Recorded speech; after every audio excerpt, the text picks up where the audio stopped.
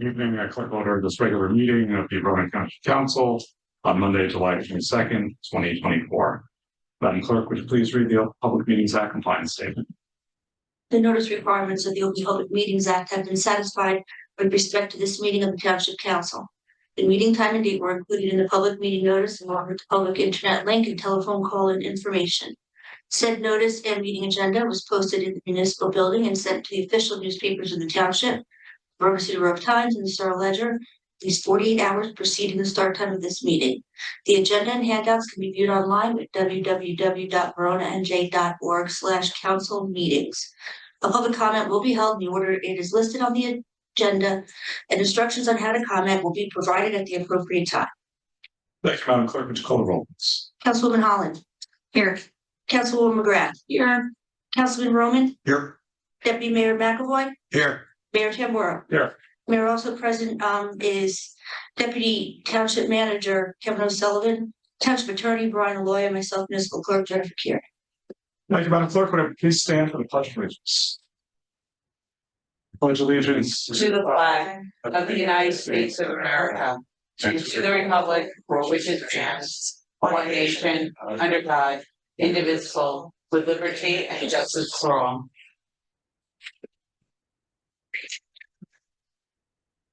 For the mayor's report today, we did not have Mr. Coltre. Tony did also as an appointment, but the deputy mayor and I have just been discussing and believe that appointment is actually the township manager's appointment. So they referred back to him. To a short report from me. First, congratulations to Lieutenant Brendan Huber and Sergeant Aaron Subert for their promotions. I was not able to attend their promotional ceremony because I was out of the country, but I have worked with both of those police officers on many occasions through my work on the rescue squad and emergency management, and they're truly fine public servants, and we're really lucky to have them in our leadership ranks. In my travels, I had the opportunity to visit Verona, Italy, and while Mayor Tomasi was not available the day that we were there, we did present his staff a Verona flag, and he was very touched, and I spoke to his office the next day. We did get an invitation to come back whenever we would like. Unfortunately, the day that he was available, we were in another place and couldn't go back. So it was wonderful to bring 73 students from Verona and several teachers to Verona, Italy. It was a very special occasion. And finally, happy birthday to Councilman McGrath. And that's my report. Mr. O'Sullivan. Thank you, Mayor.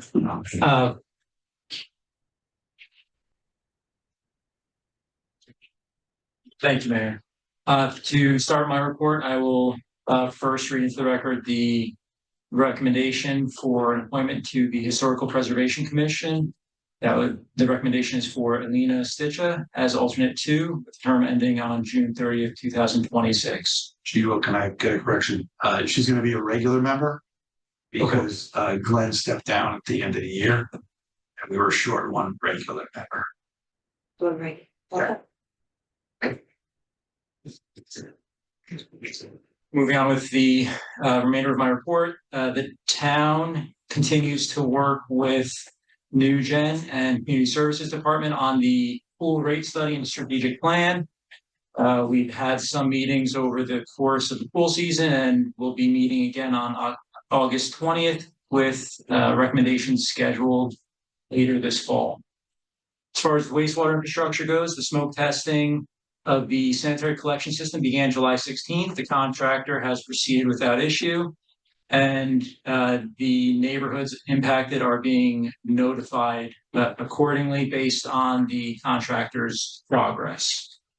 A number of the other projects continue to move forward. Our primary clarifier pumping station project is down with the iBank, waiting authorization to advertise, and once we receive that, we'll be out to bid. And we are pushing for the RFQs for the UV disinfection system and the microscreen projects. Those are RFQs for the engineering services for those projects.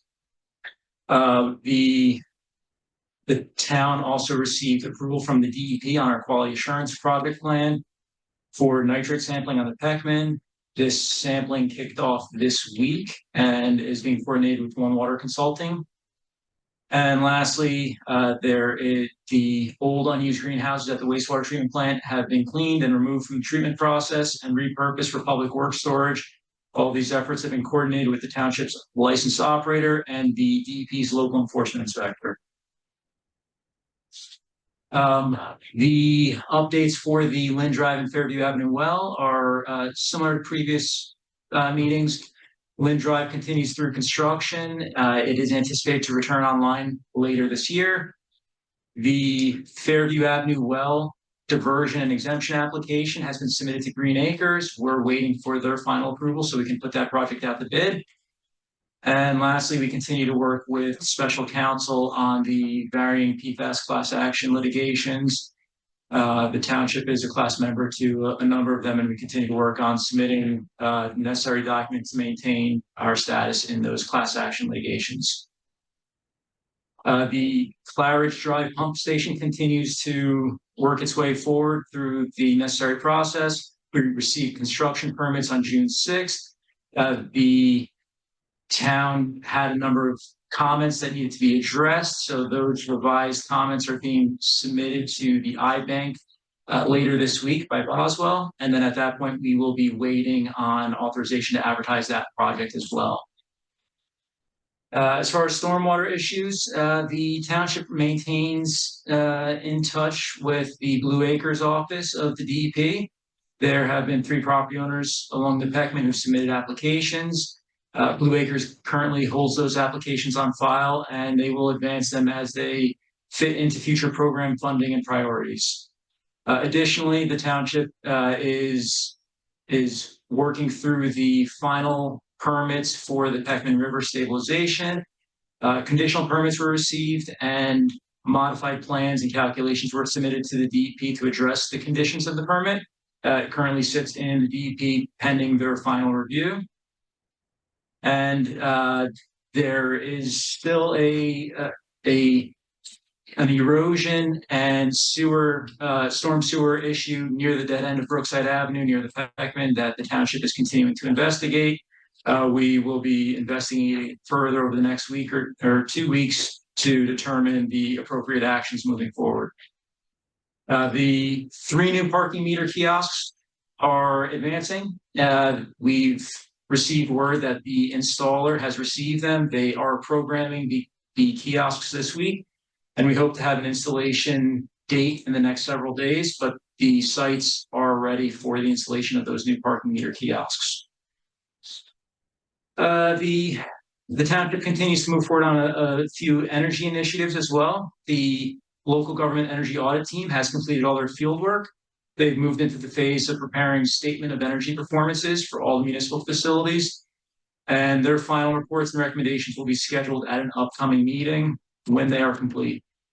On July 15th, the administration also met with a solar consultant on the updated solar feasibility study. The consultant has gone through and fine-tuned their recent models based upon some comments provided to them, and they are scheduled to provide a presentation to the council on August 19th. As far as an update for the community center playground and ADA restroom, that project is actively in the middle of construction. A number of pieces of exercise equipment were brought on site today. The play equipment is scheduled to be delivered by early next week, and the contractor is lining up to be ready for installation of all of that exercise and play equipment at that time, and move into installation of fencing, rubber safety surface, landscaping, etc. The only thing that will remain is the installation of the ADA restroom. It's a prefabricated structure. It's scheduled to be delivered the 2nd week of September. So in that interim period, we will determine if there is an area that can be open to the public, or if the entire site should remain secured. A few updates on road paving projects. The Derwent Avenue project construction is complete. Their contractors working through final punch lists. Same with Boston Whitney Windermere, construction is complete. Final punch list items pending, and final tree plantings will be scheduled for later this fall. Douglas Place is the most recent project that was paved. Final striping is scheduled for in the next 7 to 10 days.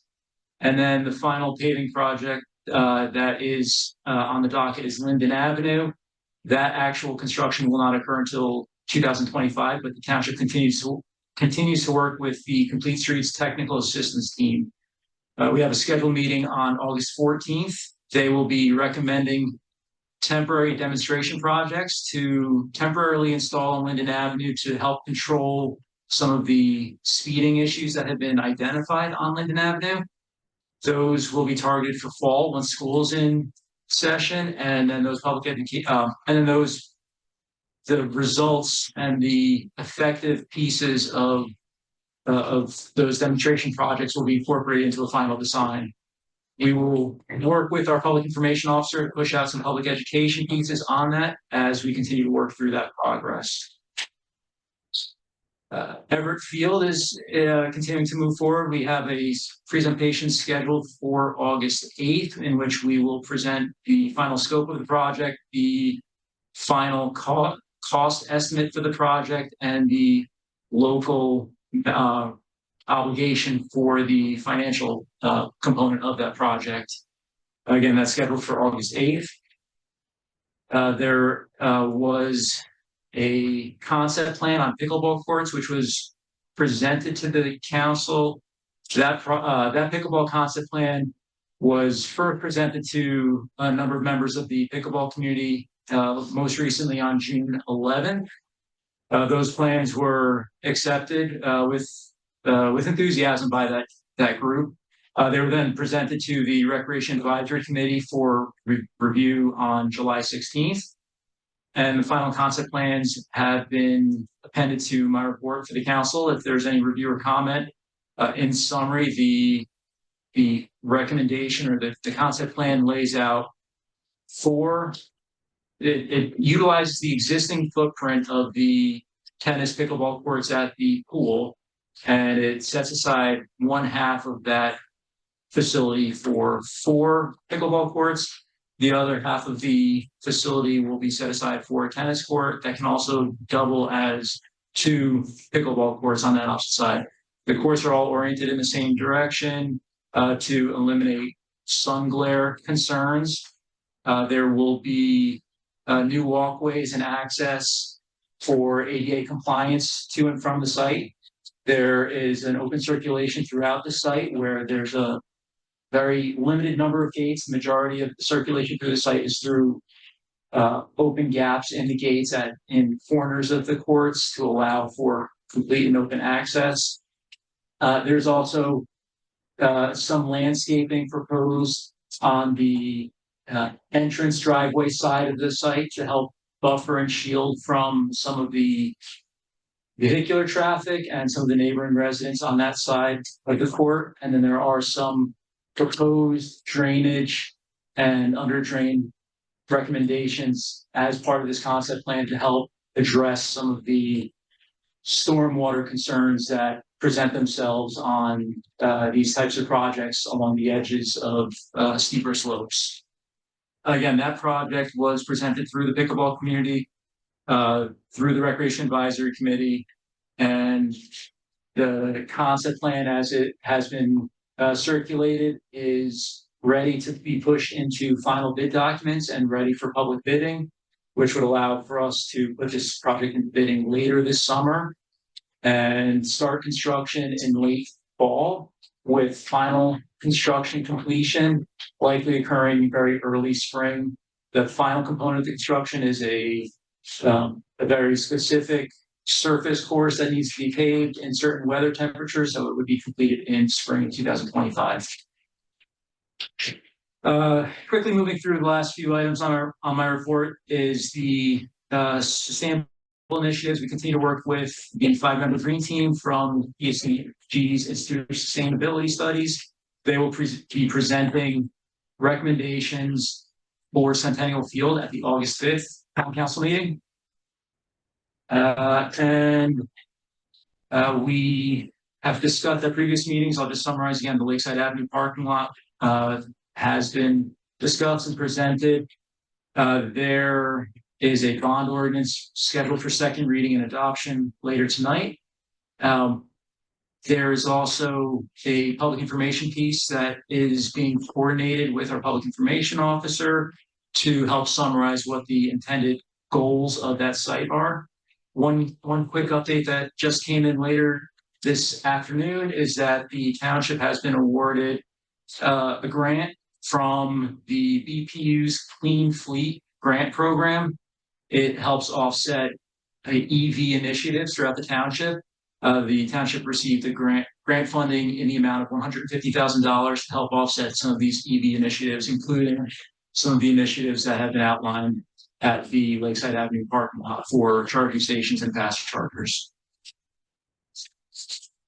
Kind of trying to work through this. Last few items, there's been a number of updates on the welcome sign to Bloomfield Avenue. It was sponsored by DCH Acura. That sign is nearing completion. We have a few other signs that we are coordinating for replacement with sponsors. That includes the Verona Pool sign, the Verona Community Center sign, and a number of the parking signs along Bloomfield Avenue. We are pushing out RFQs for planners and designers for the Bloomfield Avenue streetscape. And the last item I'll touch on my report is that we also did receive an award for $70,000 from the American Rescue Plan Firefighters Assistance Grant with a $70,000 award for additional turnout gear and washer dryer equipment for the fire department. And that concludes my report. Thank you, Mr. Cole. Any questions from Mr. Sullivan? Councilman Hahn? Can you refresh my recollection? And if you don't have the numbers handy, that's fine. But there was inquiry from the rec committee about the pickleball courts and the cost estimate. And my recollection was that we had received a grant for the pickleball courts. If you have the numbers handy, that would be very helpful. There was a $75,000 grant from the local recreation improvement grant fund. Okay, and then we're going out to bids, so we'll be getting those different estimates. We'll receive the bids later this summer and be available with the final prices. Okay. And with regard to the sustainable initiatives, and the Centennial Field recommendations, it says interest groups have been advised of the meeting. I'm assuming that means the August 5th meeting. And so is an invite or some communication also going to go to the rec advisory committee meeting committee members, because they don't have another meeting until September. So I know that several of them are very interested in this topic as well. Sure. I know Mr. Robotham has coordinated notice to a number of the sports groups that use that field. I'll make sure that he sends a notice to the rec advisory committee as well. Yeah, it was discussed at the most recent meeting. They're very interested in this topic. So thank you. Sure. Councilman McGrath. Thank you. So back on the pickleball courts, it is our process. If we could post these plans online and kind of highlight to the public that, you know, this has been designed, but if people have questions or comments and have a process by which they could be directed to someone, because I find that, or we have found that when we put it out to the community, sometimes there's something that just wasn't thought of or anticipated. And so the public understands this is, you know, we got feedback, and I think it would be a great post for our public information officer. Cool. So just to confirm, this site is in full ADA compliance, and even these kind of like low walls in between the courts, there's going to be enough room for someone who is in a wheelchair or has some other mobility device to be able to circulate throughout the entire court. So there's 4-foot fences that are separating the courts. As you get to the terminal points of those fences before they tie into another fence, there is I believe it's designed as a 4-foot space. I know Boswell is completing their final designs at this point. I will remind them that they should make sure that each of those spaces is viewed against all ADA compliance standards. Additionally, the walkway entrance into the pickleball courts is also being considered as part of this project as well. So there will be new concrete walkway that will be designed to ADA standards. Okay, great. Is there any chance we could apply? I know I don't know where we are with the CBGB grant process, because I don't think we've heard on the awards that we already applied for, but if there's any extra money, could we get that towards our ADA walkway, I wonder? There's possibility. So CDBG has awarded 60,000 to the Everett Field project and 40,000 to miscellaneous building improvements between the community center and town hall. Those awards are we haven't received the final grant agreements from CDBG yet on those, but I know they are anticipating in the August timeframe to open up a new round of reprogramming funds. So at that time, it would be a good opportunity to submit this project as a shovel-ready project for that application. Okay, great. Thank you. Those were my questions. Councilman Roman.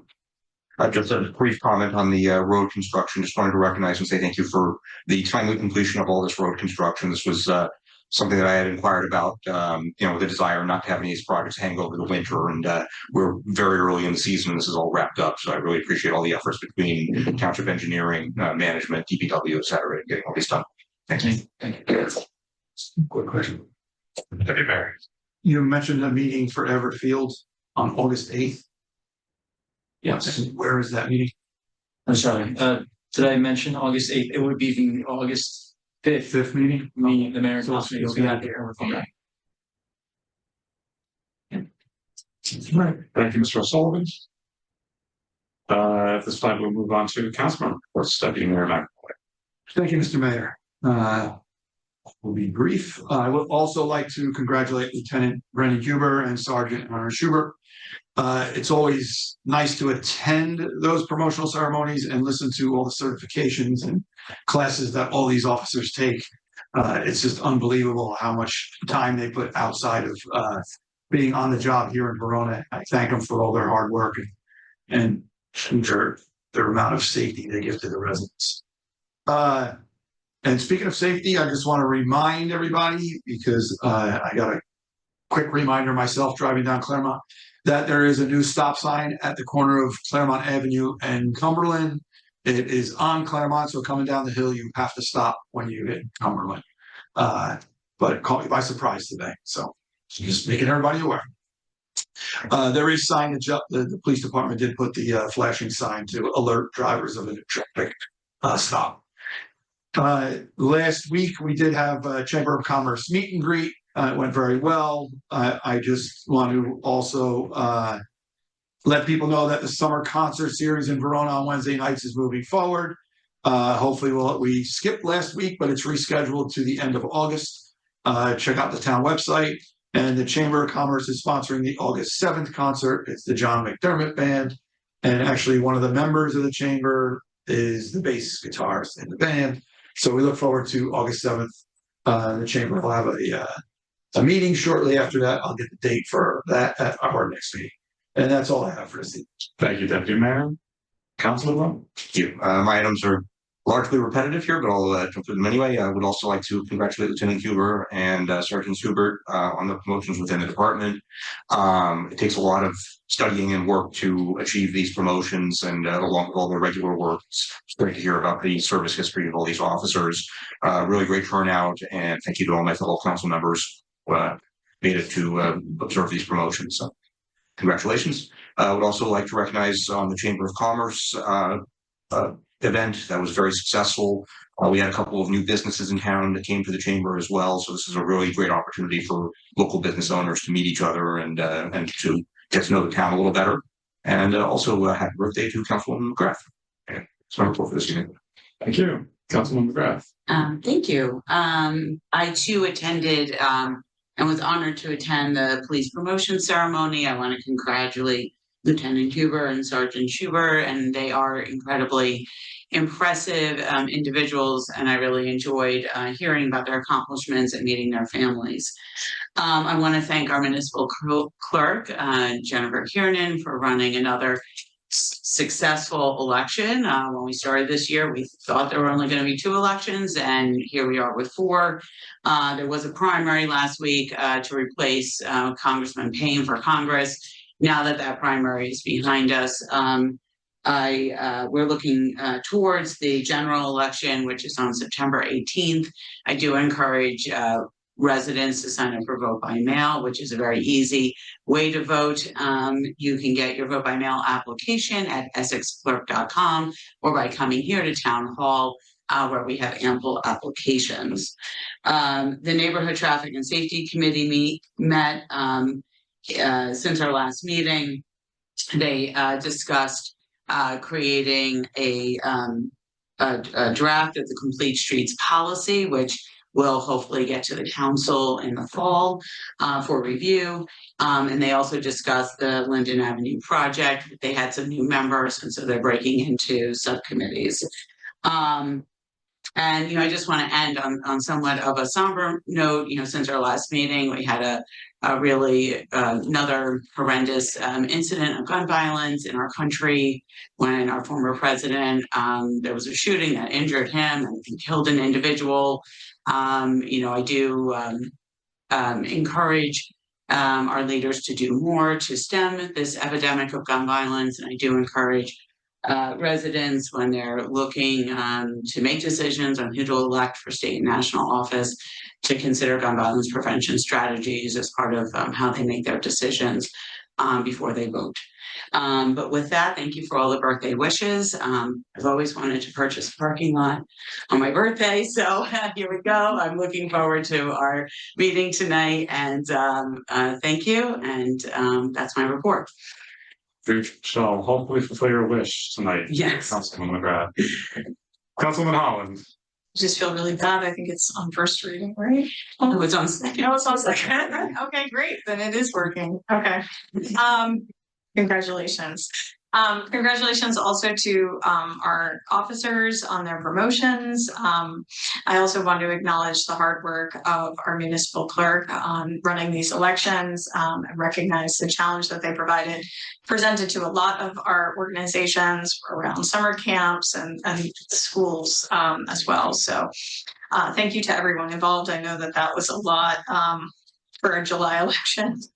I also want to acknowledge the Verona Summer Music Program that concluded last week. They put on 2 musical productions of Wonka with 2 separate casts. A tremendous amount of students were involved. The kids had a great time. There was a great turnout. It's a really positive program, and I know that the kids really enjoy it, and there's a lot of local support for that. So I just wanted to recognize them and thank them for all that they do. Last week, I attended the Recreation Advisory Committee meeting. It was a reorganization and we had a full house. And so there was a lot of robust discussion about recreation facilities and programs. Notably, there was discussion about the recent bathroom backups at the Verona community pool. There was also an extensive discussion that was followed up with an email to the administration about incidents of vandalism, largely bathroom related, with bathroom overflows and intentional clogging at both the upper recreational fields at the community center, Everett Field, and the like. So there was a lot of discussion about opportunities to help address some of these behavioral concerns and what more could be done. So there was definitely a strong interest from the Recreational Advisory Committee about kind of mitigating some of the damage to these large, public investments in these recreation facilities. So there was a lot of discussion about that. There was discussion about perhaps installing cameras if there was an opportunity to do so. So I do expect that we will be getting more recommendations out of the Rec Advisory Committee regarding that, especially on the upper field, because I believe there were concerns about more than just vandalism at the upper field. In addition, there was a lot of interest and discussion about the field studies. So I know that the Recreation Advisory Committee will be very interested in the August meeting where these will be discussed, and Everett Field in particular. Tomorrow, I have a VMAC meeting where we will be going over the financial and program report. So I will report on that at the next meeting. And last but not least, I just want to acknowledge what a hot and dry summer this has been. And so I really just want to remind residents to do whatever's necessary to remain hydrated and to be vigilant about heat-related illnesses. avoiding any kind of heat cramping or ultimately heat stroke. In these circumstances, it's really important to remain hydrated. So I know that we got a little bit of rain today, so it kind of takes some of, takes some of my thunder away. But I will say that it has been a concern and that we've seen a lot of kids with heat-related exhaustion. So please just do whatever you can to stay safe. And thank you. That concludes my report. Thank you. At this time, I'll open the meeting for public comment on any matter that any member of the public would like to bring to our attention. Madam Clerk, would you please read the public participation statement?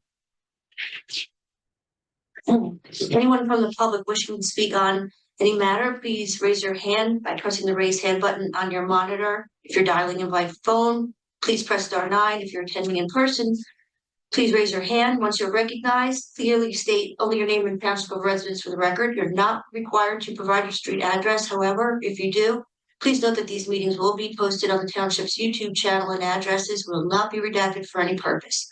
You'll have 4 minutes to address the council.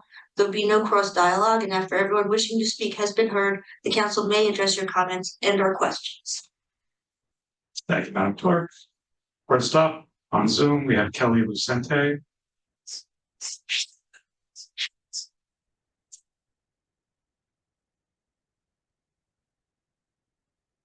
I think you had the wrong one. You hit Don instead of Kelly. Let's keep moving. Sorry, hello? Can you hear me? We can hear you. Okay, sorry. Unmute, stay on mute. Okay. Okay, my name is Kelly Lucenti from Verona. I would like to ask the town council and the town manager for assistance in getting a credit to my community pass account due to a flaw in the recreation department's no refund policy. On May 13th, I registered my son for a $59 field trip with the Junior Adventure Rec Camp. Unfortunately, my son fell ill and did not attend the camp or the field trip, which was on July 17th, last Wednesday. I sent the recreation department an email on Wednesday that my son would not attend and to give them notice to fill his spot. Our friend was on the wait list and ended up taking his place. The parent paid an additional $59. I requested a refund since my son's spot was filled and provided a doctor's note that he was contagious and he had strep throat. The doctor advised that he should not attend camp for the rest of the week. The recreation director informed me that no refunds or credits will be given, but he will address this policy at the next advisory board meeting in September. I understand that the policy makes sense for something like a head count minimum or a seat reservation. But since there is a wait list for this situation, a single seat was paid for twice. In closing, I would like to request a 59 credit to my community pass, which I could possibly use for the indoor pickleball classes that the recreation department offers. But more importantly, I would like to address the flaw in the policy, as I'm sure that this will affect many families as well. Thank you for your time. That's you. Any other public comments? Okay, hearing none, I will close public comment. Anybody that can respond, say, for Ms. Lucente, I know there's been a response by Mr. Robotham. I don't really have anything further to add, Mr. O'Sullivan. Yeah, I can say that Mr. Robotham did review the matter with the town manager and myself. He did inform me that the policy was implemented as it exists, and he provided the reasons for why there is a no refund policy. There are specific needs, whether they be waivers or clear attendance requirements.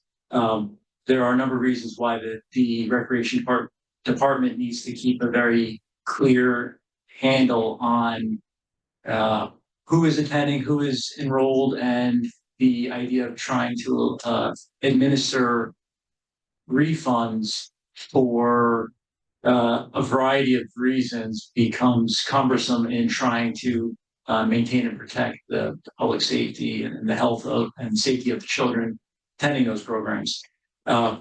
He did inform me that the child who did fill the place was filled based on the wait list that existed for that event. That particular event required waivers to be filled out 1 week prior. It happened that the child that was next on the wait list happened to be there that morning when the buses arrived, so the parents were brought in to sign the waivers rather than turning the child away. He was afforded the opportunity to have the waiver signed and enrolled in the program based on the policy as it exists. That was the reason for how that particular issue was handled. It's in conformance with the standards and the policies that exist, and it's really for the purposes to protect the integrity of the programs and the safety of the children attending the programs. Good. All right. We'll move on to hearing. I'm sorry. Yes. No. Right. We'll move on to hearing and adoption of ordinances. The next item on the agenda is an ordinance on second reading. Clerk, could you please read the title of ordinance 2024-27 into the record? The bond ordinance providing for the acquisition and improvement of the parking lot located at 46 Lakeside Avenue in and by the Township of Verona in the County of Essex, New Jersey, appropriating $2,250,000 therefore, and authorizing the issuance of $2,142,000 bond or notes of the Township to finance part of the cost thereof. Thank you, Madam Clerk. Can we please move the ordinance? So moved. Motion made by the Deputy Mayor. Is there a second? Second. Seconds made by Councilman Graff. Now it's time for public hearing on ordinance 2024-27. Same public comment statement applies. However, the discussion is limited to this ordinance only.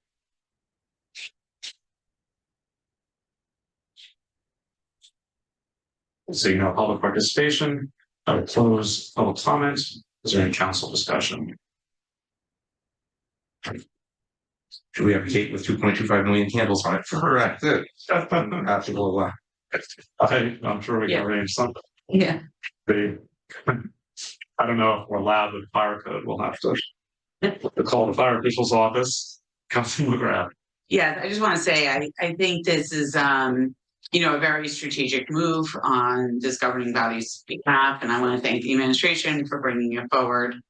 I think there's just so much moving in the direction where we really need to have to build up our parking facilities for what is to come, and to prepare for a greener future, where we really need a place to put a lot of high-speed charging stations, move off-street parking, and deal with the fact that the park is a tremendous asset in our community and is drawing a bigger and bigger crowd. So I think this is going to really pay off in the future. I'm really excited that we're at this moment, and it's been a long time coming. I'm happy to support it. Thank you. Thank you. Anybody else? Councilman Hahn?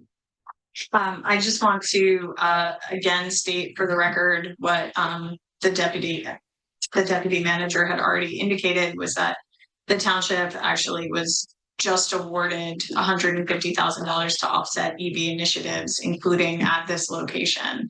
I think it's so important for us to be leveraging these grant opportunities and really finding opportunities to mitigate the cost of these property acquisitions or any of the initiatives that we're doing here in the Township of Verona. And I think that the administration did a very good job of reviewing the finances, not just with regard to the grant funding, but all of the different elements for this property acquisition. And I'm just really pleased to see the progress that was made. And I think that this is a great opportunity for the township. So we just got that recent award, and there is also an outstanding application that we have that would offset up to 80% of this acquisition cost. So again, so important to be leveraging these grant application opportunities. And I just am really grateful for the leadership of our township administration on this point. Thank you. Councilman Roman? I'll just sort of second the councilwoman's comments. The whole way through acquiring this piece of property, which is, you know, we recognize this is a very costly acquisition here, but we've got an extensive financial analysis and numbers that we can see in terms of the revenue potential here, not just the improvement to our community and our downtown. One of our constant requests has been to provide improved parking facilities for downtown businesses. There's not a lot of land downtown and a lot of opportunities to do it. This is a very strategic move. I think it's a long-term investment in the community, and I agree that the use of grant funds and the administration's very aggressive push to pull in every single possible outside dollar into the community to be able to do projects like this essentially enables it. I don't think that outside of that effort we would be able to make this work otherwise. So I really appreciate all of the effort and again all of the backup that went to demonstrating the opportunity to us here on council. Glad to see us do this. Deputy Mayor. I will obviously echo a lot of the same comments. I just really think this is a good strategic purchase for the township. Even if it's not used for direct parking to accommodate the businesses downtown, it's going to reduce the amount of permit parking that we do in our town lots 1 and 2. So just moving those vehicles and getting some permits out of that area will open up more parking downtown. Also, obviously, everybody knows the location of this property. It's an ideal location for any developer. So I think it's very strategic for the town to jump ahead of that and purchase it and use it for something that's beneficial for the town. And I think it's a very good move for the town. Not to mention that if things go very, very well, we could get a return on investment in 2 or 3 years, and it'll be a revenue producing property for the town moving forward after that. So thank you, Mr. Mayor. Thank you. Madam Clerk. Councilwoman Holland, Yes.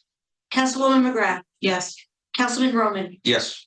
Deputy Mayor McAvoy, Yes. Mayor Tamburo. Yes. Their ordinance 2024-47 passes 5-0, will be published according to law. Thank you, Madam Clerk. I have sent out for the last of the ordinances with a red line. Okay. I'm sorry, that's what we'll be passing down like Let's keep it 5.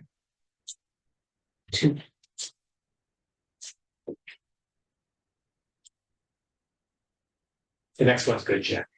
Yes, I think it's 5. Oh, yeah, these are for the committee. For 2-0. Okay. Brian, you get one too. Sure, I can do that.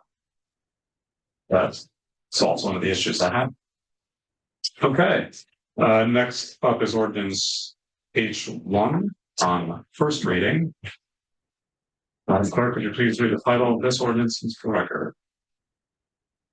Amending the standards of the C2 Professional Office and Business Zone District by establishing assisted living facilities as a conditional use and co-working space as a permitted use. Thank you, Madam Clerk. Would somebody move the ordinance, please? So moved. Motion is made by the deputy mayor. Is there a second? All seconded. Is there any council comment, questions? We have Stan here to provide expertise. Stan, do you have a statement that you want to make, or are you just here to answer questions? I'm here to answer questions, and the statement, just to remind everyone, a little over a month or almost a month ago, I had circulated a memo, and I think that's pretty self-explanatory. But if anyone would have questions, I'm happy to answer that. Councilman, Not so much a question, but just a general comment that this, the C2 Professional Office and Business Zone District is something that obviously throughout the production of the master plan process, I'd asked you a number of questions about this. This probably out of all of our forms of land use is the one that is the fastest changing right now, just because of the change in office space in general. I do see a continuing role for professional office space for medical uses and some smaller offices, but there's also a lot of it that is going vacant. And I think that it's, our responsibility here to take a good look at this zone and make sure that it is something that has continued health and vitality to it, so that all of the commercial and professional office that we have in the community is consistently used. So I did look at this and I think that this is a smart move. For both of these uses, assisted living, which we've established that that's something we feel would be beneficial to the community to have an assisted living facility, and then co-working spaces, which are incredibly popular right now and a very good reuse of a lot of office space that might not be used for its original purpose. So I'm glad to see us making this move, and I'm in favor of moving these changes forward. Thank you for your work on it. I wholeheartedly agree with Councilman Roman's statements, and I will not repeat them. So thank you, Councilman. Anybody else? I do got quite a question. Sure. When we talk about going to our affordable housing, and this is assisted living, would it be in the same category as senior housing? Typically, in the past, they have put that under the senior cap. That's correct. Okay. And are Medicare beds in a different category? I don't know for sure, but towns can, if a town has not reached the senior cap, at a future, at the current time they could avail of it. But if you recall, I had come in May of this year, 2 months ago, and we had discussed, and I think the township attorney and myself, and we had a conversation with the township, the affordable housing planner. The idea was that here we are providing this opportunity to have assisted living facility, and if we can't avail of it at the current time, you don't want to be in a position that 10 years down the line, as the population is aging in this country, it's quite likely that they may increase the cap from, they've already done that, from 25% for all these years to like 30% as per A4 bill. So you never know, 10 years down the line, they may increase it to 50%. I'm just speculating. The point being that if we have this ordinance in place, a development gets built in an appropriate location that meets with this condition, and we don't take advantage of the current situation by saying, please provide 15% in accordance with our, general ordinance. The thought process was that 10 years down the line, you don't want to have a regret. Oh my God, we had this opportunity and we blew it. So that's the reason why there have been, many towns who've done say apartment buildings during the time that COA was, that flux from 2010 to 2015, and didn't provide affordable housing, and then later regretted it. So that was the thought process, that you can provide this at this point and then move forward. I understand. I just asked because I know, like, to me, there's obviously a difference between an assisted living facility and just senior housing. Correct. That is correct. We have senior housing in Verona. Correct. But I didn't know if there was a special credit you can get for assisted living. The credit is the number of beds.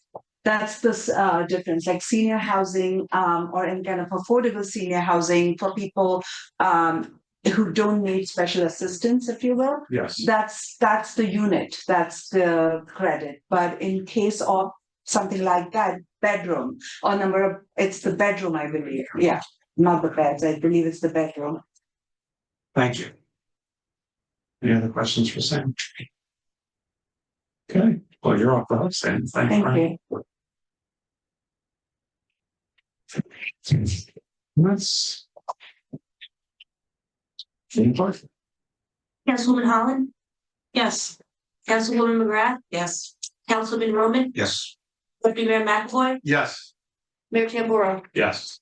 Mayor, H will be number 2024-28. It will be published according to law, and a public hearing will be held on August 5th. Thank you, Madam Clerk. The next item on the agenda is ordinance H2 on first reading. Madam Clerk, please read the title of this ordinance into the record. An ordinance to amend Chapter 18, Article 4, Green Team Advisory Committee of the Township Code. Thank you, Madam Clerk. Somebody move the ordinance. So moved. Deputy Mayor, is there a second?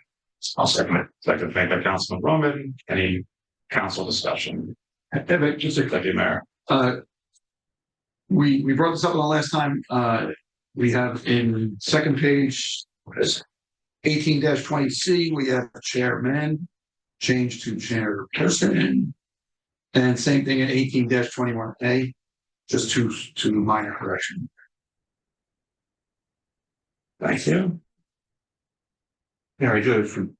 Are those, I see and C in the red line?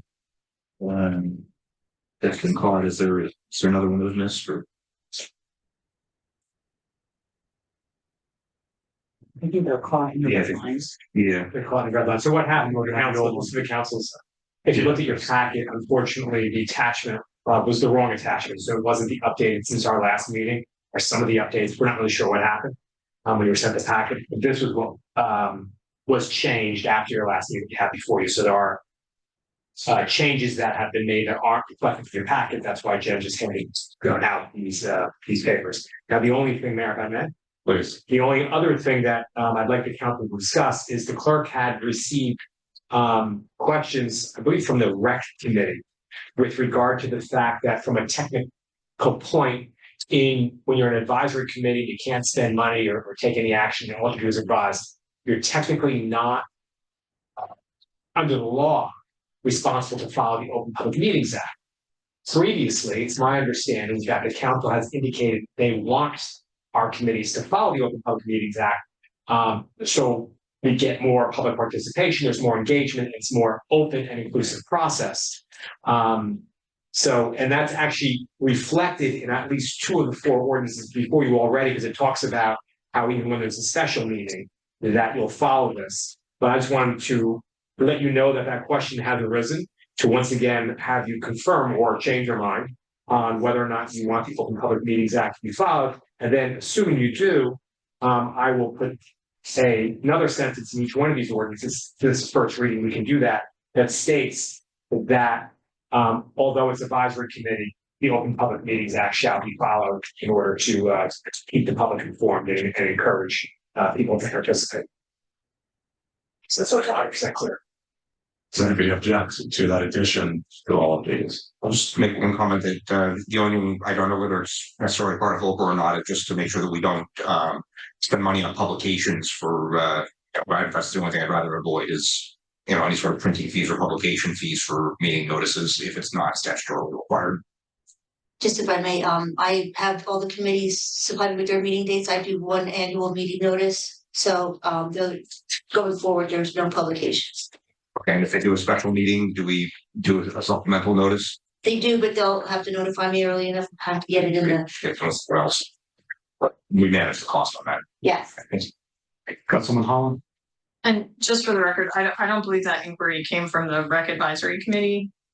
Sorry, Yeah, but it has been, upset traffic. okay, yeah, because we have been following the Open Public Meetings Act, and I believe that the representatives on the rec advisory committee understand those requirements and have actually made an effort to be very diligent in their compliance. One item, since our discussion is technically on the green team, a moment.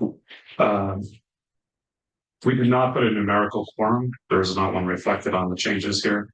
On all the other ones, we had put a specific number for quorum, unless I'm missing it.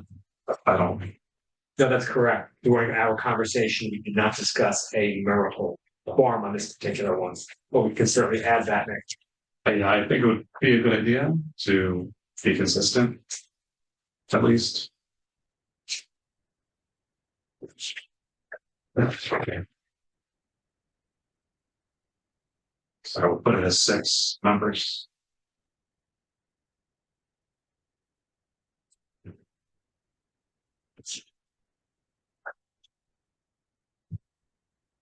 And just to clarify the quorum, if I can ask clarifying questions. If they don't reach quorum, they can still meet, they just can't take any action, they can't go to minutes. It's an advisory committee. Yeah. But yes, that's Okay, correct. all right, that's what I've been, It's kind of like if 2 council people meet, they can discuss. yeah, they can Verona discuss or things, they whatever. just can't memorialize They can't it. memorialize, it's not a part of the meeting, it's not a. Yeah, that's what I thought. So we're on green team. Yes. Any other? It has 7. There were the 13 There's 7 public members plus 3 plus 2, so there are 13 15. voting members, so I just made it, just suggested these, so 15, there are 2 non-voting members. but they can't count towards a quorum. They do not count for the quorum unless they vote. So we're at 13. So we're at 13, so we had kind of done one below a majority for everybody else. And this is one of the committees we're having a hard time getting people for, so we should have probably a lower. So we're gonna amend that ordinance? Yeah. Okay, So with no objection, amended to add a 6-person one, 6-member one.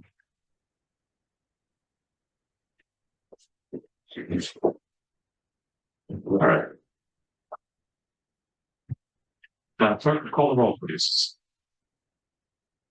Councilwoman Holland, Yes. Councilwoman McGrath, Yes. Councilman Roman. Yes. Deputy Mayor McAvoy, Yes. Mayor Tamboro, Yes. Mayor H2 will be numbered 2024-29 will be published according to law, and a public hearing will be held on August 5th. Thank you, Madam Clerk. The next item on the agenda is ordinance number H3 on first reading. Madam Clerk, if you please read the title of H3 and Amending Chapter 18, Article 7, entitled Multicultural Inclusion Accessibility Advisory Committee of the Code of the Township of Verona. Thank you, Madam Clerk. Would somebody move the ordinance, please? So moved. The motion is made by, we'll give it to Councilwoman McGrath for her birthday. Would you like a second? That motion? The second by Councilman Roman. Any council comments on this item? I believe it had everything we discussed. Nothing more, nothing less. Give everybody a second, just do a final perusal.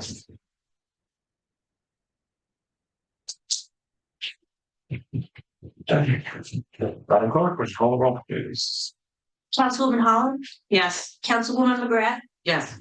Councilman Roman, Yes. Deputy Mayor McAvoy, Yes. Mayor Tamboro. Yes. Mayor H3 will be numbered 2024-30. It will be published according to law, and public hearing will be held August 5th.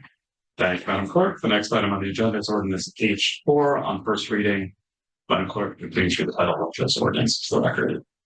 An ordinance amending Chapter 18, Article 6 of the Code of the Township entitled Neighborhood Traffic and Safety Advisory Committee. Thank you, Madam Clerk. Would somebody please move the ordinance? So Motion is made by Councilman McGrath. I will second the motion. Any council discussion on this ordinance? So again, I believe it has everything we discussed.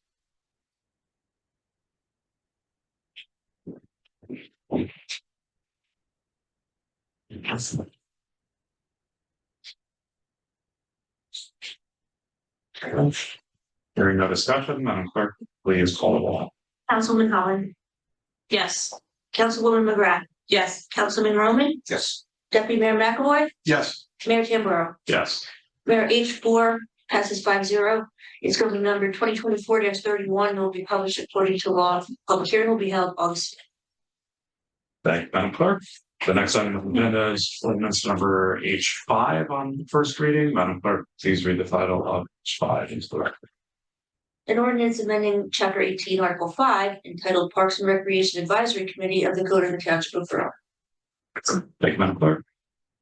Somebody moves the ordinance. So moved. Motion is made by Councilman Holland. Is there a second? Second. The second is made by Councilman Roman. Any council discussion? Councilman Roman. 40-5 has the chairman in it.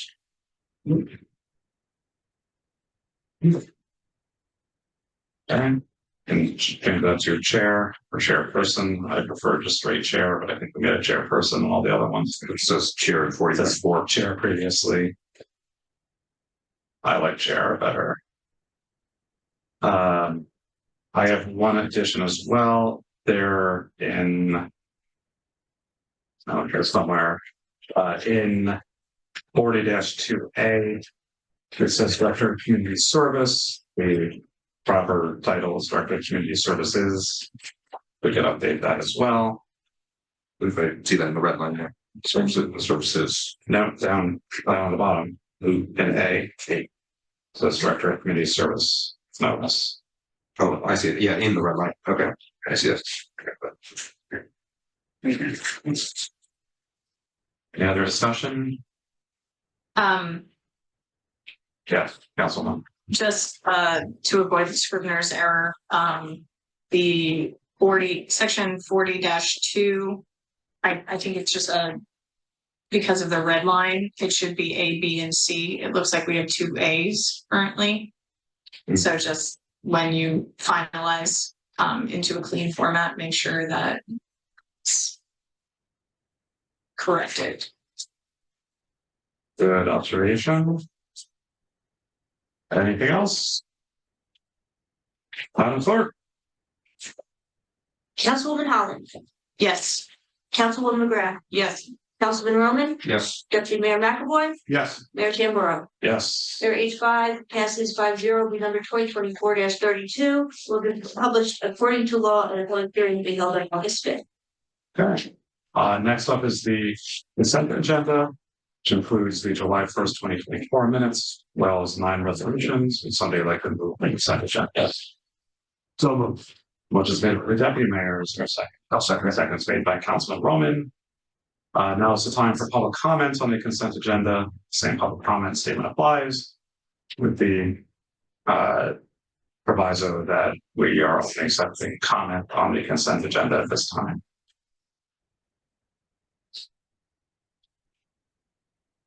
Sandy, have anything to add on the consent agenda? No. Okay. Hearing none, I will close public comment on the consent agenda. Is there any council discussion? Okay. Hearing none, Madam Clerk, would you call the roll, please? Councilwoman Holland, Yes. Councilwoman McGrath, Yes. Councilman Roman, Yes. Deputy Mayor McAvoy, Yes. Mayor Tamboro. Yes. Mayor, K1 through K9 will be numbered 2024-126 through and including 134. Thank you. We do have one addendum this evening, which is the appointment of Larry Raft to the Open Space Trust Fund Advisory Committee. Would somebody please move that addendum appointment? So Second. made by Councilman Roman. The second is by Councilman McGrath. Is there any discussion on Mr. Raft's appointment? Hearing none, Madam Clerk, would you call the roll, please? Councilwoman Holland, Yes. Councilwoman McGrath, Yes. Councilman Roman, Yes. Deputy Mayor McAvoy, Yes. Mayor Tamboro. Yes. Mayor, the addendum resolution will be number 2024-135, passes 5-0. Thank you. Moving on to new unfinished business, we have a discussion, or continuing discussion on the standards of the Town Center Zone District. And Sam, back to you. Thank you. So I prepared a draft ordinance and just to remind everyone, those who are involved in the master plan process, that we discussed extensively revitalizing the town center, and page 51 and 52 of the master plan, the land use section actually discusses that in great detail. And one of the things that we found during our analysis at that time was basically continuing to create some sort of active downtown. So one of the things was to get rid of that 50% mix, which was really something that was marring the ability to revitalize the downtown. The other thing was also to ensure that at future date, there'll be no parking to the front. So to have a minimum and maximum standard. So, and then the other thing that was, the TC zone is near Verona. You don't need that 20% open space near Verona Park. So that was another thing that was discussed. And most importantly, we already took care of the rehabilitation designation. We had identified that the rehab designation would help property owners to improve their buildings, and it allows you the ability to grant short-term tax exemptions. And one of the things that the master plan identified is a rehabilitation designation can act in tandem with the changes to the TC zone to help spur greater development in the downtown area. So to that end, taking all of that into consideration, what this ordinance does is, first off, try to get rid of obsolete definitions like amusement machine and video parlor and what have you, and the attempt was to infuse in a more vibrant downtown. And just based on our own experience doing this for other similar towns, came up with some definitions so that way it's easy for your zoning officer to regulate this. So, tried artisanal workshops are a big thing these days, brew pubs.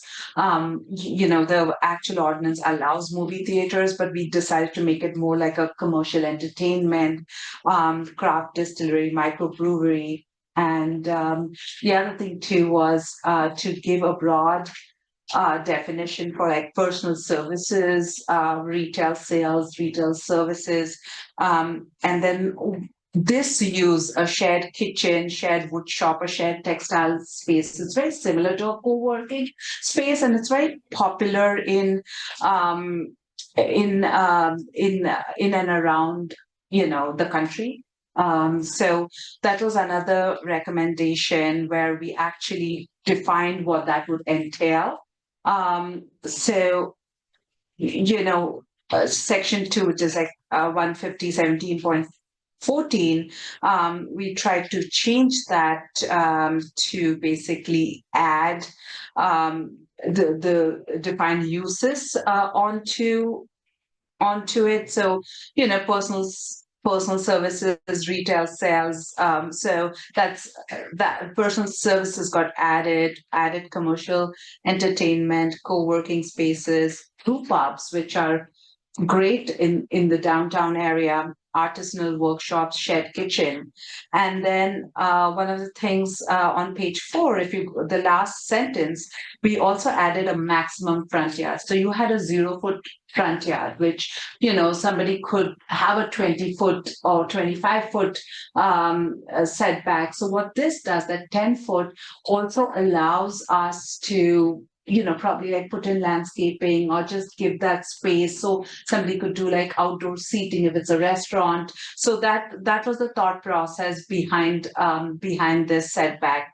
The other thing we added was distilleries and microbreweries as a conditional section, and we tried to set forth standards. Regarding mixed uses, as I mentioned, we got rid of, under the conditional use section, we got rid of that this condition shall not apply to mixed use development in the TC zone, that even distribution between the two. So we did that for the TC zone, got rid of not less than 20% of the lot shall be reserved for open space and landscaping. Again, going back to the thought process that you have a beautiful park right in your downtown. These lots are tiny. What's the point in having a 20%? It's most of our observation is, and those of you who sit on the planning board know that there are a lot of variances associated. So it's not working. So we got rid of that. And microbreweries and craft distilleries, we basically put in standards, based on how it's defined in as per the statutes, and then try to make it very clear that where if it's more, I would say, what's the word, very specialized beer or what have you. When it's a tasting place, then it's more about you could have pretzels or potato chips, but not have like a full restaurant. There's making that distinction, and also it's a principal use only and shall not be permitted as an accessory use. So it's not accessory to a restaurant. So it's by itself. And like, for example, I don't know if it's still there, but I used to live in Princeton, and Princeton had like a cigar bar. And all they did was, they had, people would go there and smoke cigars. So it's something similar to that. I didn't put a cigar bar here, but, if Thank you, you. but I'm just, it's very specialized is the point I'm trying to make. Any questions for our township comments, Deputy Mayor? Sure. Sam, first, thank you for this because I will go back to, I believe, right after our zoning ordinance was drafted back in 2009, 2010. An application came up like a year or two later, and it was first floor retail, 2 stories above. And that's when the whole 50-50 split came about. So it's been talked about for that long to get rid of that in the town center. Because obviously, if we're allowed to have 3 stories, 2 stories are going to be residential and 1 story is going to be retail, hopefully on the first floor. So it's at the end of this, but it's probably the most important thing in my changing of our downtown zoning that I 100% agree with. There were a couple questions here as far as the town center. You have all these uses, cafeterias, full restaurants. I'm in 150 on page 4. And it says these uses shall be permitted on lots having frontage on Bloomfield Avenue. However, our town center goes off on a couple side streets. Are we excluding those uses in all? Because I know, like, I'll take Grove Avenue, for example. We already have restaurants on Grove Avenue. So, okay, so this I didn't write, this is existing. Yes. And now is a good time to discuss this because if there's something, the master plan didn't go into that detail. And, you as a governing body member, all of you have the freedom to make recommendations to me. And if you think that this is something I need to examine, I'll be happy to do so. I certainly think that if something's declared town center, and these in the properties that are already zoned as town center have these uses on them already. They do. So I think adding Grove Avenue there would be, or just not even taking frontage on Buford Avenue, just saying any in the town center. So the one thing I could do is just delete that last sentence if you guys think that would make it, because then that way there's no anything, there's no confusion. Does that make sense? It absolutely does. Yeah. I'm trying to see if Any objections to that? No.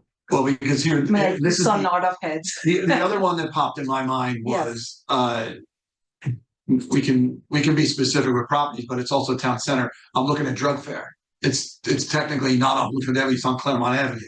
Okay. And obviously that's a very large piece of property. The current Walgreens. The current Walgreens, yeah, sorry. Right. Okay. So I think that's another, it is zoned town center, so I think that would be if we eliminated that, then it would be included in all these uses. Okay, that's fine. Anything else, Deputy Mayor? I have a couple, but if you want to go on to someone else, I can come back. Sure, well, circle back to you. Councilman McGrath. Thank you. Actually, following up on the deputy mayor's pointing out in this section A2 on page 4, it also said that for basically restaurants, 100 patrons, well, max. Well, I'm not sure if some of our restaurants, especially with outdoor patios, are over that amount currently. Oh, really? Well, I mean, I don't know. I think that's a question for investigation. We don't want to. I don't know if we've ever thought about the table count of what we have existing. Right. I think Is 100 like some sort of standard? I don't know why they had this, but I can tell you, looking at the size of restaurants in Verona, this didn't jump at me. I mean, the Bloomfield Avenue, I completely get it. Now, I could leave it to you guys if you think, because okay, let's step back. One way of doing this is if there are parking requirements that kind of that actually gets to my my major question. I just saw the 100 restaurants because the deputy mayor honed in on the specific Yes, paragraph. yes, So let's maybe put in pin in that. My main question is about parking requirements. right. So, if we really, we have received advice before, relatively recently and post master plan, that we really should be looking at parking requirements. So doesn't that go hand in hand? Because our understanding is if we kind of take a more modern approach at Yeah. parking requirements, that will also help to enhance redevelopment and new businesses coming into town. So that's a good point. So the master plan, parking is the next thing we'll be tackling. Okay. The master plan had actually recognized how obsolete the current parking was. We spoke about shared parking, and especially in a downtown area like Verona, it would help to have shared parking. And the fact that you guys just discussed this bond ordinance, which was not aware, and it just actually interested me to think about, any area when you're trying to revitalize the downtown, it's a good idea to provide off-street parking, of course, but if there is other parking available that, motivates people to walk, and there are examples like, again, Princeton, Morristown. Princeton is a smaller town similar to Verona. Morristown gets into that very different than what Verona wants to do. But Princeton, for example, of course, it has a university and it's a very different, but it is a very tiny downtown, and there's street parking, there are parking garages there, but because of the university, there's a need for it. But what I was trying to say is that we have municipal lots, we have street parking, which it'll be actually 3 years now that I've been doing work in Verona. I've never seen a parking issue at all. But with shared parking, with having other parking opportunities, there's one way, even your churches, which have parking lots that are not used, so there are different ways one could tackle that. But to go back, what the parking standards, and we have started working on that. Have already started working on that. Those would be, once we finalize the uses, it would make more sense to put in and check and see what those standards would be. Yes. Does that make sense? Yes, it does. And that's where my interest would lie, to maybe work on these in tandem so that we understand how they fit together. And they're being worked, but it's just that if you recall, when I'd come, I'd mentioned that the reason why I was doing this was what I had explained as a strategy, because you don't want one thing holding the rest of them. Like C2 got introduced, but that whatever was written in the C2, it was thought through while we were writing the TC. Yeah. If that makes sense. Well, speaking of the C2, on the last page on page 6 on B4, it says there's a caveat here on the C2 zone. It says site access must be from Bloomfield or Compton Avenues. But again, we know that we have C2 property on Grove as well. So that's another, just a small example. We may want to look at like the 100 seating capacity, the issue the deputy mayor just raised, but here too, the C2 zone. We have C2 zone on Grove as well. So just these little things, but overall. So you're talking about this particular ordinance. Okay. Yeah, that's something This is specific to mixed uses. Yeah, mixed uses. And where the C2 zone that we were discussing could be for the assisted living and co-working space. But so the C2 zone really would apply to the Grove Avenue C2 property. Well, mixed uses could go in the Grove Avenue property. Anything can go in there that we just introduced. But we introduced assisted living. It just as an additional, but it's still zoned for all those conditions. So C2, what you introduce is not going to, there's no conflict because this is a very separate section. Yes, no, I'm just pointing out that this may be. So that I understand clearly. So you're saying that in the C2 zone, site access must be from Bloomfield or Compton. I noticed it too. would you like me to? What would you like me to do? Well, it's just that we have C2 zone in Grove. I just don't know if this was a typo when. No, it was. Was. Right. So let me look at what the C2 zone permits. Let's go back and, okay. So in the C2 zone, if you go back to the C2 zone ordinance, it permits, let's see, conditional use. So it permits mixed residential and professional offices, and it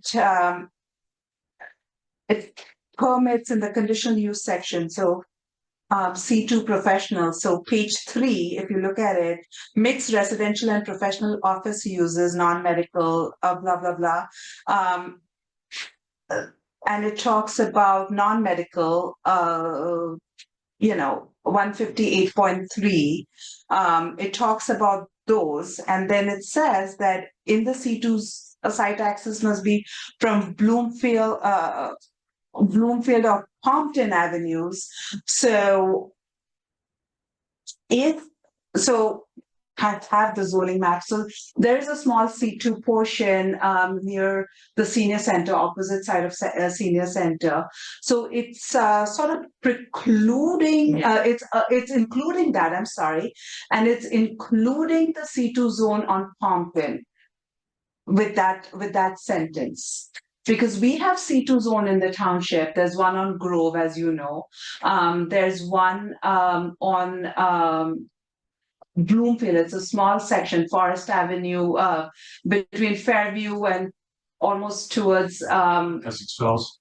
Yeah. Fells Road. Yeah, it's a very tiny portion. And then there's one along Pompton to the north of Claremont, all the way up to Pilgrim Plaza. So I think this I don't believe it's a typo, it was intentional. So the idea was to have C2 mixed use along C2 in the along Bloomfield as well as Pompton Avenue. I don't believe the intent was to have it on Grove. May I interject on? Sure. Sure. This ordinance is specifically covering the town center district, though. Are any of those regions in the town? Are we conflating things that shouldn't be in this ordinance? This is only regulating TC. Correct. And you're talking about properties that as far as I can remember, are far outside of TC. They are. Right. So is there anything that is C2 zoned that overlaps with TC? It doesn't. The C2 zone, I don't know how to. Then for organization of this ordinance itself should not try and regulate anything that is not TC. Which I think was Councilwoman Meg's point. Yeah. So I think, so pardon me with clarifying. I think that's what the best thing to do would be basically no reference. It is not a part of TC. I'm sorry, I didn't mean to interrupt. It isn't a part of TC zone. It is under the mixed use section, which is 150-8.3. Okay, so that's not regulating a zone, that's regulating the concept of a mixed use separately from a zone. The conditional use, that's correct. Right, okay, all right, I understand. Yes. So then I guess the question is, do we want, and again, pardon me for jumping in the middle of your comment here. What is our legislative intent here, in terms of regulating mixed use within C2 zones? What do we want to permit a mixed use in the C2 zones on Grove, for example? Or do we not? Do we want to intend those to be single use properties? I mean, going by what we passed tonight, our intention for the Grove Avenue property on one side, we're talking Grove Avenue has two C2 properties. There's one near Bloomfield Avenue, and there's one at the end of over near Ozone. Obviously, our intention for the Ozone area was for assisted living. Right. But as a single use on the parcel. Yes. And that's really the question here is, do we want a parcel in the C2 zone to be eligible to be a mixed use on a parcel? Yes. Mixing uses within a zone is one thing, mixing uses on a parcel is a different concept. And I would kind of argue that the C2 zone is, and the way that I feel it exists now, is not really a mixed use zone. Certainly not. Right. And I feel like the intent of that is for there to be some more landscaping, for there to be larger setbacks, for there for those to be a little bit less intense of use than a town center use. That's not to say that you might not be able to conceive of some projects where mixed use might make sense in the C2 zone, but that could be a D variance, wouldn't it? I mean, somebody could go before Board of Adjustment if they had a project that really, really made a lot of sense in C2 zone as a mixed use. So I would kind of not blanket. I mean, that would be exactly what someone on the C2 property closer to Bluefield Avenue on Grove would most likely. The other. So yes, there's always the Board of Adjustments. The other thing too is for these kind of uses on Bloomfield or even Pompton, they would qualify what the state calls smart growth because there's availability, transit availability. There are 2 bus routes on Bloomfield.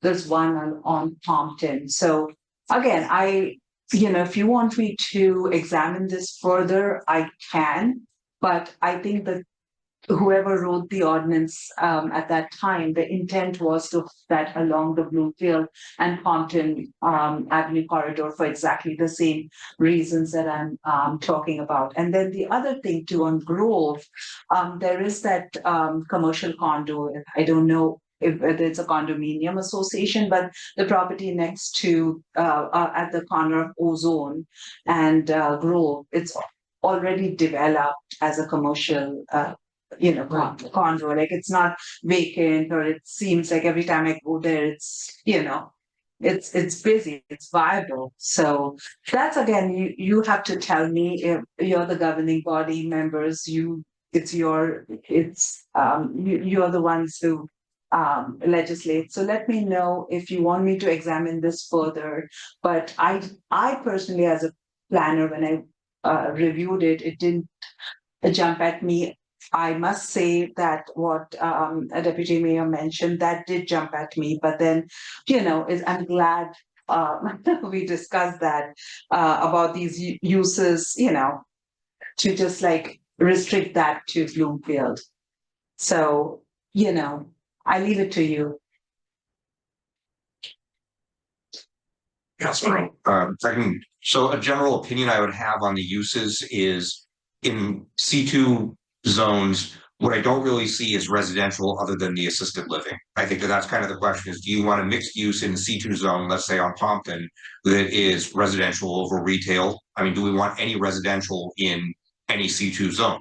On the other hand, you could have something that's professional office with retail in it. That might make a little bit more sense.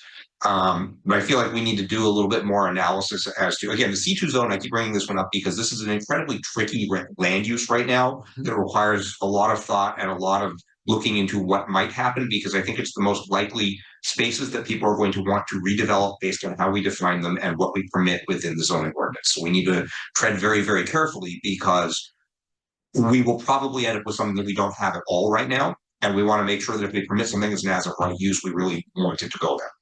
So I would say we want to think a little bit more about the concept of uses within C2. I just don't think I don't think we're going to hash that out very well tonight. So I'd say that's sort of further discussion there. If I may, I'd like to make just 2 other general points outside of C2, if I can. In the TC Center zone, the blanket permission of entertainment as an as-of-use right. I would also say that one is also a potential minefield, because you could end up with live music venues. You could end up with things that really, in my opinion, should be a conditional use and subject to investigation as to their specific characteristics rather than a as-of-right use. Just because there's a million different uses that could fall underneath entertainment. And then secondly, where you talk about a shared kitchen, one use I specifically wouldn't want to have would be a ghost kitchen, which would be essentially that's where it doesn't exist as a restaurant, but it's people come and cook a million different types of foods in there that come and get picked up by Uber Eats and DoorDash and so on. And you're going to have a lot of traffic of delivery services in there. If it's not, that's what I see someone finding a loophole there, is being able to start a ghost kitchen underneath the concept of it being a shared or communal use kitchen that different businesses are allowed to use. And that's going to create its own sort of secondary issues if we permit that. Okay. So those are my comments. So again, this is for discussion. If you think if you all have concerns about that, we don't even, I mean, you want me to remove that, that's fine. These were ideas that I thought was, It's a good discussion starter. I'll put a little bit more analysis together, maybe in an email might be helpful. And I'll send it on to the township manager who can relay it. And then we can just have some more markup. That's, like I said, there's a million different roads we can go down here with this. I just really want to make sure that we are thoughtful about what we do permit. And, and that we try and kind of look into these things in our crystal ball here a little bit and see what we might be allowing. I like the concept of activating the town center zone a lot and making it more vibrant. We want to think about the general character of the downtown. Again, that's where I feel like the conditional use process comes into play, where we have some discretion. right. And then, like I said, the C2 zone, I think, needs a lot of just very careful analysis, where we can do a lot of good there, but we also want to think it all the way through. So with the C2, I think if any additional uses would be under the conditional use section, right? So what are your ideas? What do you think should go there? Do you want me to go into detail and look at how the conditional use section would apply to those properties on Pompton and the area on Bloomfield? Like, I'm just trying to understand clearly. So what do I go back and do? What I really would like to know is, what is the general experience? What is happening with the professional office sector as a whole? So we have a lot of professional office buildings that, as far as I can tell, look like they might have been built somewhere between the 70s and maybe mid 80s or so. They're still serviceable, but I can imagine that they probably have some vacancies, that the rents, probably aren't on an upward trajectory. I feel like those are going to be sort of the next very attractive targets for redevelopment for anything that's not truly, dilapidated or a vacant lot. And so, my thought about this zone is you still want to encourage some sort of non-residential use, because otherwise, if you allow residential use in the C2 zone, my opinion is that all of it will get redeveloped as residential use. I think that's a much higher revenue, maybe other than medical office. Medical office will probably make the most money, and then residential will probably be right after it. So if we allow a mixed use with residential in a C2 zone, all those properties are all going to get redeveloped.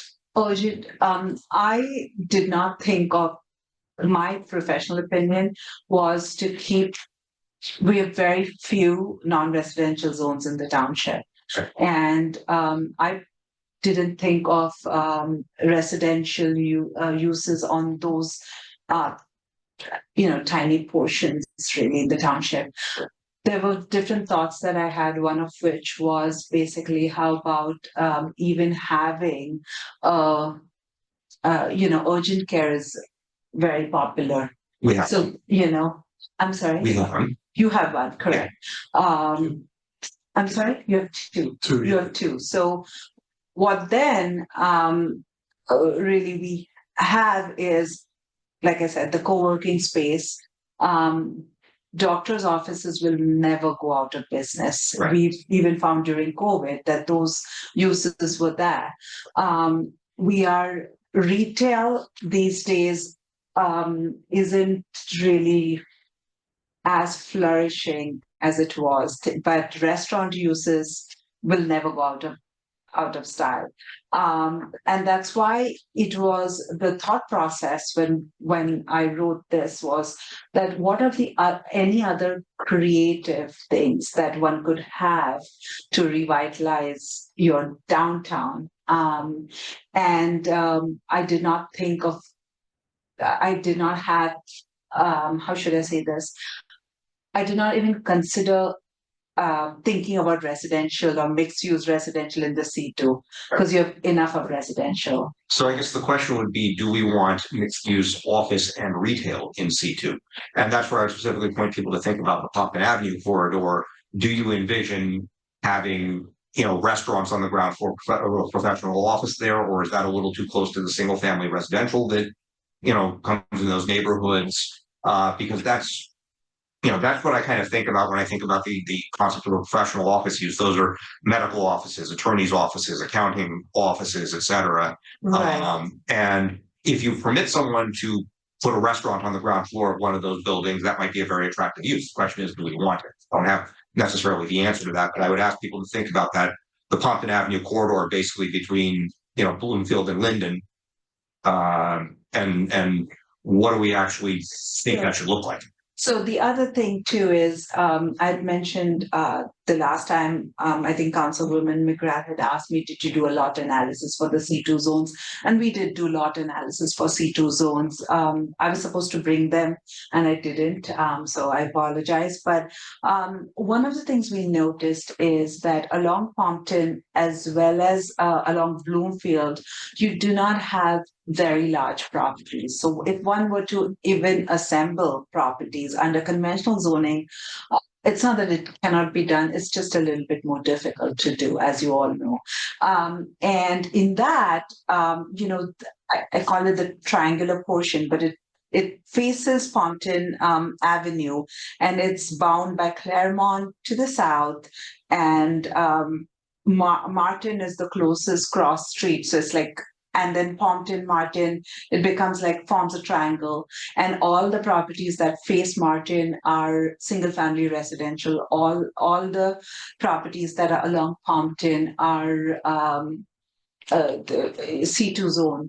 And that entire area, if we were to disassemble all the properties, it's 5.4 acres. So it's a good size.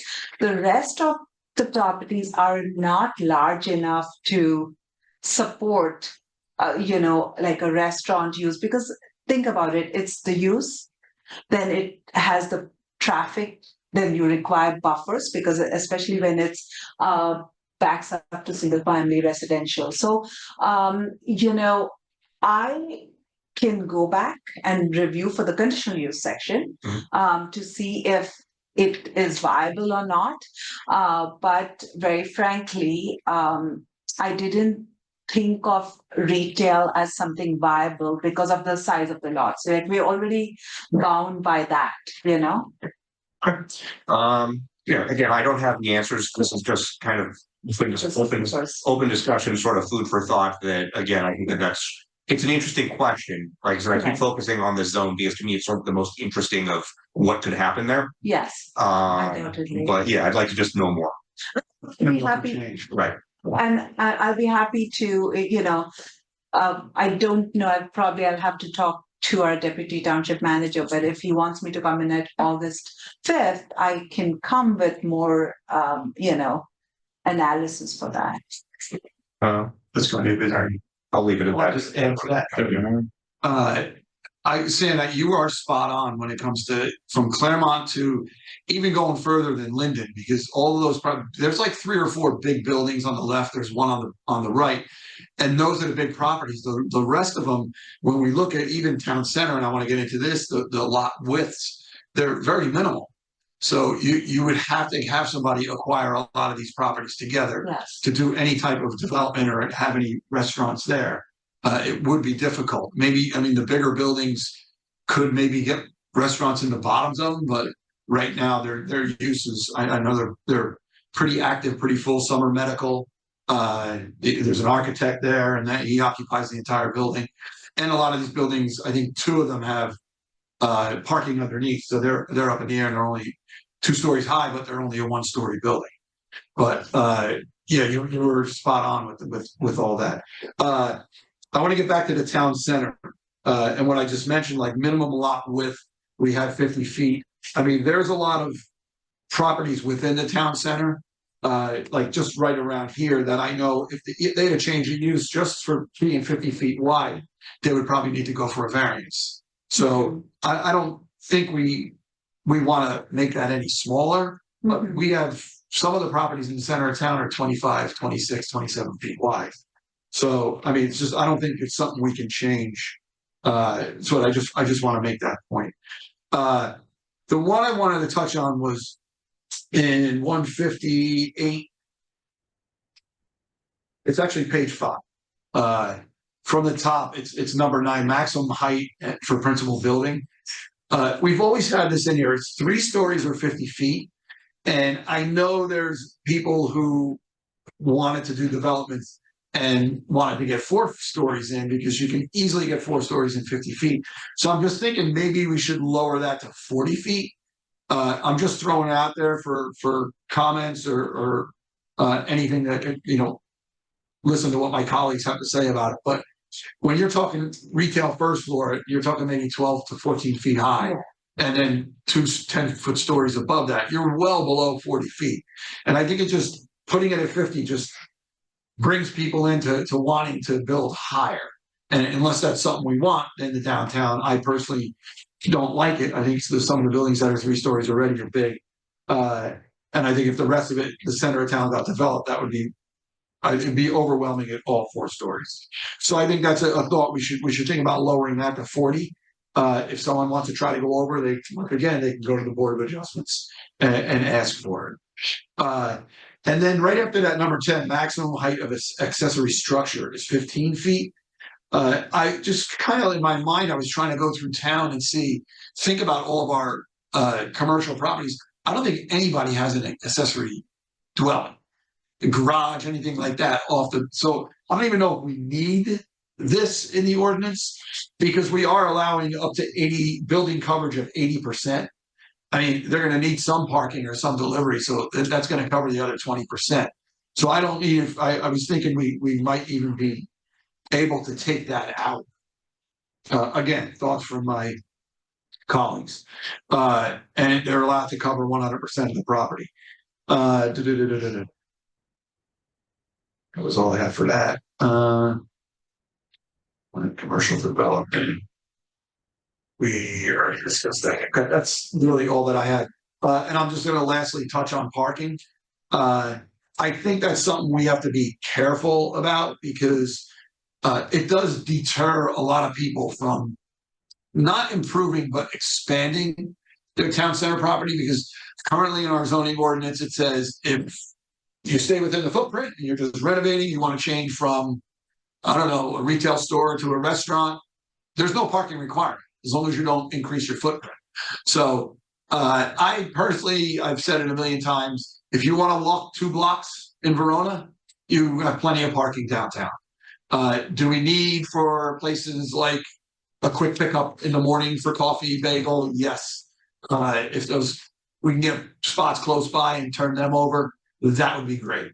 But as far as, adding parking or trying to push parking on people, I think it stops people from actually expanding. And if we want to enhance our downtown and we want people to put a second story on a building, the parking's there's no place in Verona where someone could put a second story on their building and add parking on the property.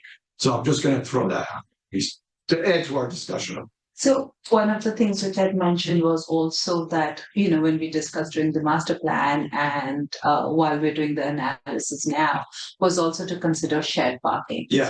So that's one way because what really can be counterproductive, if you will, is if you have individual lots having that, and it takes away from this whole purpose of making your downtown walkable. It's not that it's a very small town. It's not that difficult to walk to the downtown. And shared is a great idea. The banks aren't open at night. The restaurants are open at night. Yeah. You can switch it over. And we've tried to do that.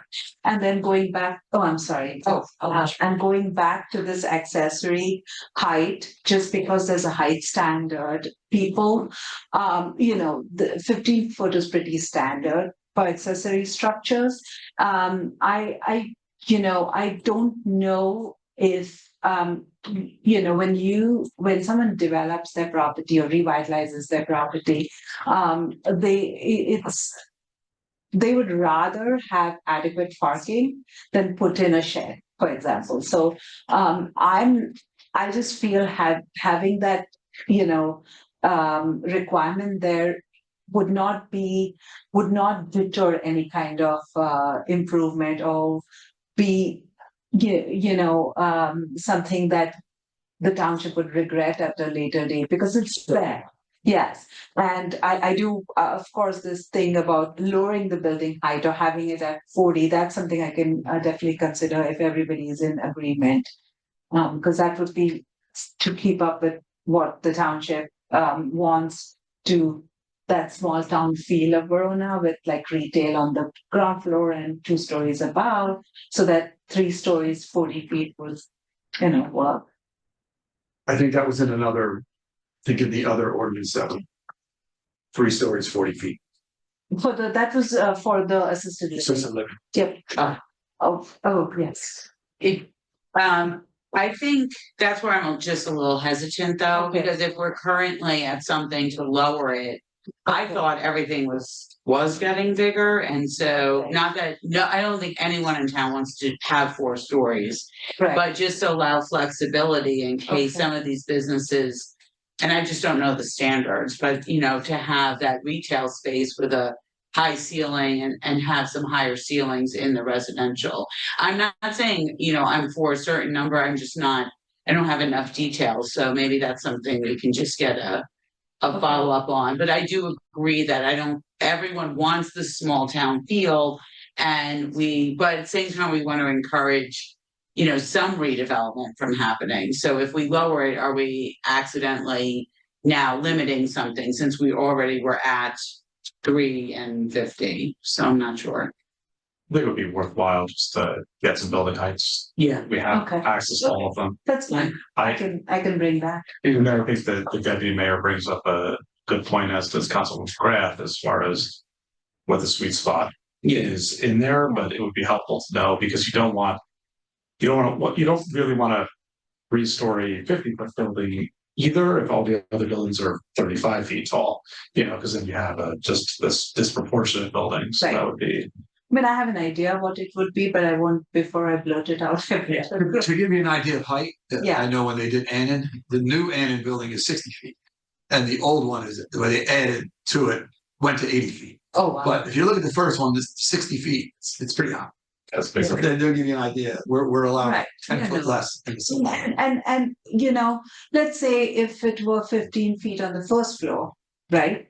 And then typical homes are 10 feet, right? 15, 10, 10. We're still below, it's 35. You could do 12-foot ceilings. And then 12-foot ceilings, so, so I'll take a look at it, just give a sweet spot so that, nobody needs a C variance or a D6 variance. Yeah, and I would just circle back on that restaurant limit, because as we already mentioned in the TC zone, there was one property that the deputy mayor highlighted that right now is a drugstore. But if that, I'm just wondering, do we want to limit restaurant size? And why do other towns limit restaurant size? Well, I think one of our restaurants has more than 100 seat capacity right now, so it's something that we need to. Yeah, we just need to. Wait, take a look at that.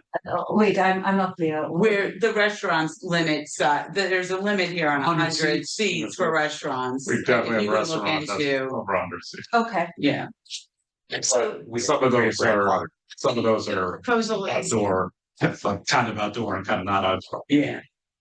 it's in section 150-17.14. And it's A2, where we were proposing to strike that these uses shall be permitted on lots having frontage on Bloomfield Ave. It's the sentence immediately before that. It probably should be stricken as well. You're right, that's what Yeah, everyone. I believe, I just wanted to Yeah. clarify for you. Yeah. So, okay, because like I said, if we have parking standards, that regulates the amount of seating. Deputy Mayor, more. I'm so sorry. So one question, Sure. does this, when we change this, does this apply to the TCMU zone that we had? No, It does not. No, So that's, no. so it's still totally that's separate. because that is a part of your Got ourselves. your settlement. I And did then- not touch that. Lastly, because this is town center and it will be affected, have we thought about adding something in this about Airbnbs? If allow, not allow. I mean, I know some towns are passing ordinances against In the TC zone though, TC zone or entire town. that's a separate ordinance.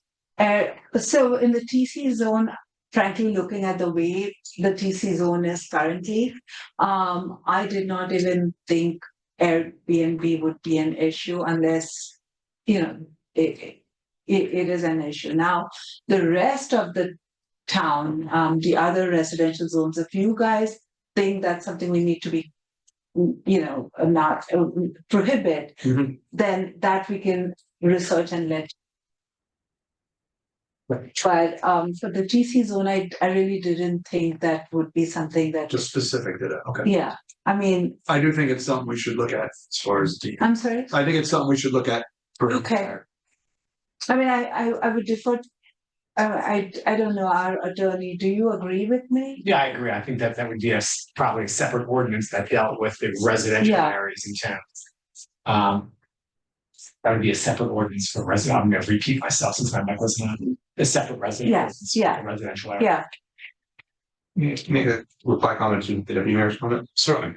So the TCMU zone, the concept of this applying, remember that they're developing, because that's an overlay zone, they can still develop to the TC zone underlying zone. And in this case, this would apply if they, chose to develop under those standards. So. Yes, What if we could say zone a few more times this evening, just to zone confuse everybody? I'm zoning out.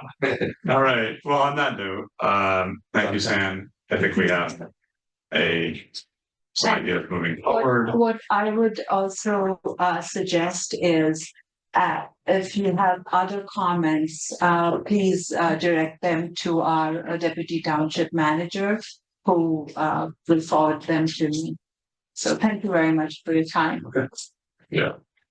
So I'm all open for public comment on any item, any member of the public wishes to comment upon. Send public comments statement of 5. Actually, we have a new. Nope, he left, so we don't have to read it again. Hearing none, I'll close public comments. This time we have made a motion we pass a resolution to go into executive session. Will any formal action be taken? No. No, but we will be having an executive session. Yeah. All right, we will see you at our next regular meeting, which will be the 5th of August. Same time, same station. Bye.